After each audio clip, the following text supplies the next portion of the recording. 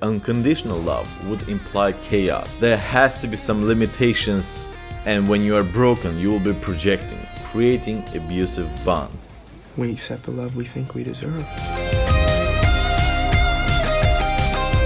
There is this almost sick presumption in society that a relationship is upheld through this magical, gooey, warm, fuzzy love, whereas in reality there's always something underlying and something that makes that love to blossom. Or if there's a major incompatibility, then the relationship cracks down. In this video I want to give my 2 cents about unconditional love. I mean the feeling of us thinking that someone else should accept us for who we are, as we are, without wanting anything back.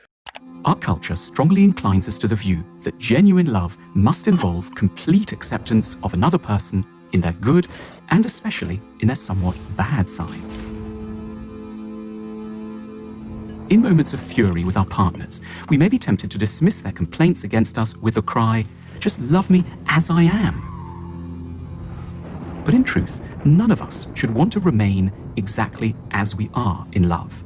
There's this notorious meme on internet that says something like, if you cannot love me in my worst, then you don't deserve me in my best. Which is a bullshit. It implies that I, a very egotistical person, have all the rights to demand from you to tolerate me, to accept me, regardless of my mood swings or if I am being bratty or I'm being unreasonable and inconsiderate to your feelings. This is all about ego. Egos need to survive. Basic survival ability that screams outwardly whenever it feels threatened. And if you are stagnating and not developing personally, it becomes an issue. Growth is a necessity, and love is something that creates a great condition for growth to be cultivated. And this is not just about romantic relationships.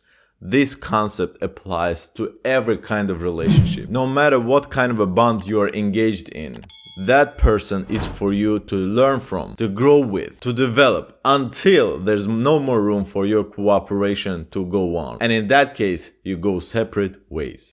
And therefore, none of us should too strongly want another person to love, as opposed to tolerate or simply forgive what is warped within us.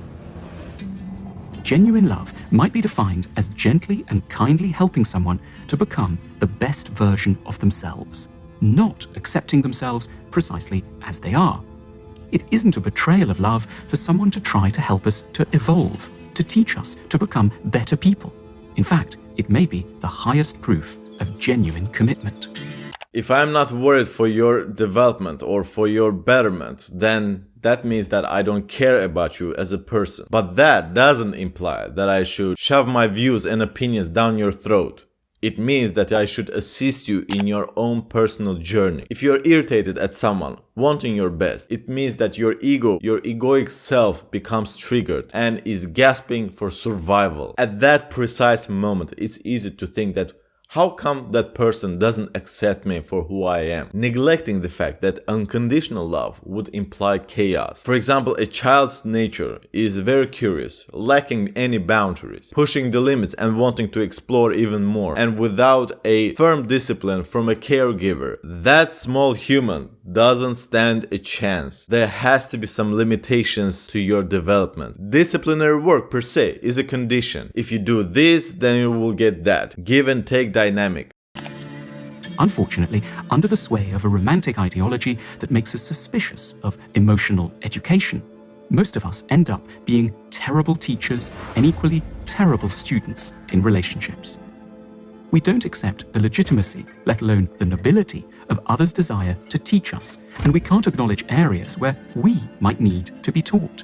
Well, the arrogance of not needing anyone and knowing everything yourself is a quite common occurrence. There has to be a healthy dose of self-awareness in order to acknowledge the fact that you don't know everything and you might need somebody else's help for certain things, for certain tasks. Contemporary relationships, unfortunately, aren't about belongingness, growth, cooperation. People come together because of fear of being alone, because of scarcity, neediness, status, wanting to prove something to the society, precisely for egotistical reasons. And when you are broken, you will be projecting. You will be attracting the same kind of energy and engaging abusive people, creating abusive bonds.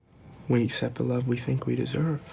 Although I would say that some people want to help you to improve under false pretenses, or maybe in a wrong way, without having your perspective on things, without putting your shoes on. For people to acknowledge and accept our help, we have to be considerate of their life situation. And there are also those who try to mold you into some specific vision of how a good person should be. Those kind of people got it totally wrong. And the funny thing is, if they succeed in molding you into something, they will be dissatisfied and disgusted by you. As you break down your toy, you no longer want to play with it. Accepting help is very hard, especially if you're accustomed to deal with your own shit and not needing anyone else. If you have been doing this all your life, we are deluding ourselves into believing that we can make it on our own. But truth be told, there's no such thing as one human being. There's something that is called humanity. We need each other. We cooperate. That's how we evolved, and that's how we came so far. If you don't like people, you don't like yourself.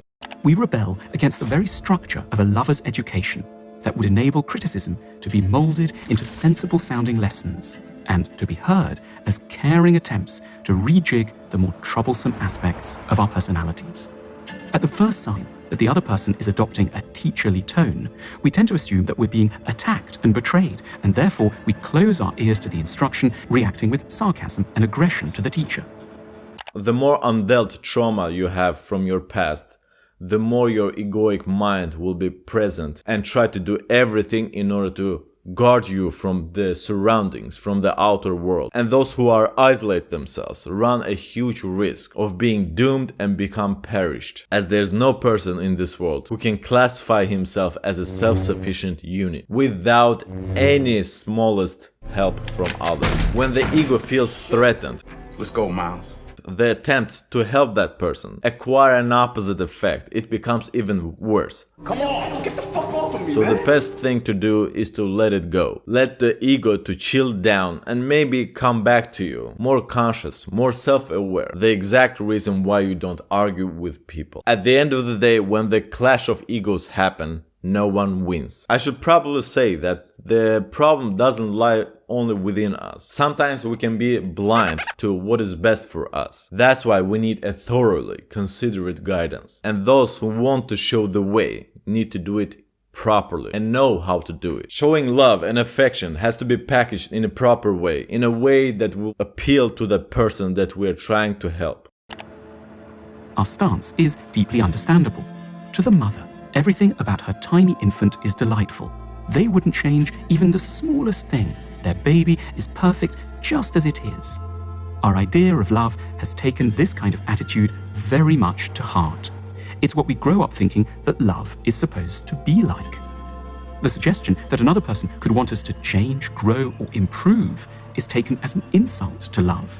Always, it doesn't only concern love and romantic relationships. It concerns everything that we do in life. When you're doing some math problems and someone notices that you are doing wrong, tries to teach you something, you become triggered, you become defensive, you don't want their help. You know best. Humans live in symbiosis with each other. It's our nature. And it's naive to think that there's this concept of unconditional love, which by the way has been mashed into our heads the last century. It's nothing but a fantasy of lonely romantics. Heck, even your mother's love for you isn't unconditional. Her love to you is a consequence of biological mechanisms, where she recognizes you as the continuation of her lineage. The mistake that we human beings always do is to assume that there are things in the world for the sake of it. Everything in life has a reason behind. The universe is very intelligent and nothing happens just for the sake of it. The problem is, the mother never in fact loved us just as we were. She hoped we would keep growing up. And the need to keep growing up is still there. Our bodies may be fully formed, but our psyches always have some growing up still to do. We should never hold it against our lovers if they don't love us just as we are. They're doing something far more generous, wanting us to be a little better.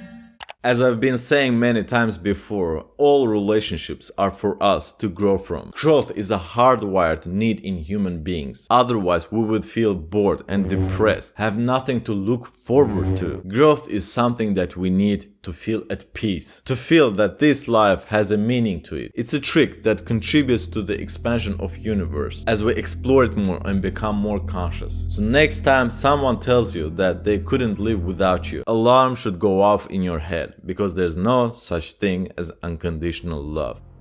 If you want to know more about these topics, watch these 2 videos, not caring for what others think about you. We always do. It's up to you to choose whether you do it strategically or you do it because of lack of self-esteem. Hossein, out!